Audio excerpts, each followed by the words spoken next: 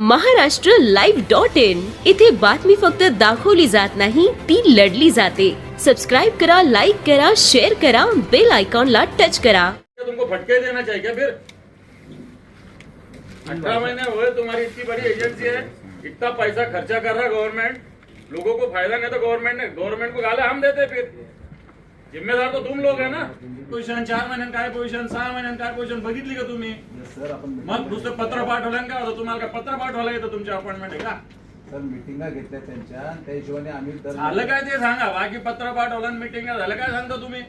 Sir आम्ही terminate करण्याचे proposal already एचओला दिले। त्यांनी प्रश्न सुटणार आहे का? नवीन एजन्सी नेमायला तुम्हाला 18 महिने अजून लागेल। काय गोष्टी करता तुम्ही? टर्मिनेट करायचं, टर्मिनेट करण्यात प्रश्न सुटत असतो। पुन्हा नवीन एजन्सी नेमायला 18 महिने लागतील तुम्हाला।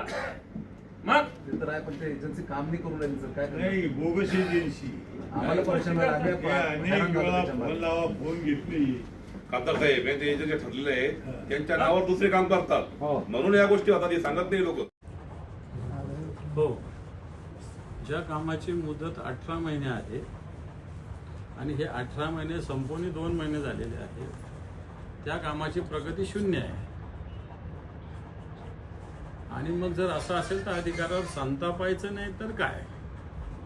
200-300 कोटीची योजना आहे या संभाजीनगरसाठी, आणि एखाद्या एजन्सीच्या भरोशावर आपण राहून, तो गुत्तेदार आहे, कॉन्ट्रॅक्टर आहे, अधिकाऱ्यांचं काम नाही दर महिन्याला तिथं व्हिजिट केली पाहिजे, त्याचं माइलस्टोन काय काय ते चेक केलं पाहिजे, महिन्याची काय प्रगती, 2 महिन्याची काय, 6 महिन्याची काय।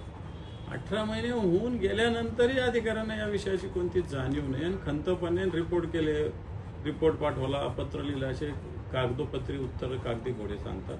म्हणून मला असं वाटतं मी त्यांना चांगल्या पद्धतीने फैलावर घेतलं। ओव्हरऑल वेगवेगळ्या पद्धतीनं सौर ऊर्जेचे जे प्रकल्प चालू आहे, त्याच्यानंतर अन्य केंद्राच्या योजनेचे जे प्रकल्प चालू आहे, या सगळ्या योजनेला निधी तर भरपूर आहे, परंतु काम प्रत्यक्ष शून्य आहे ना।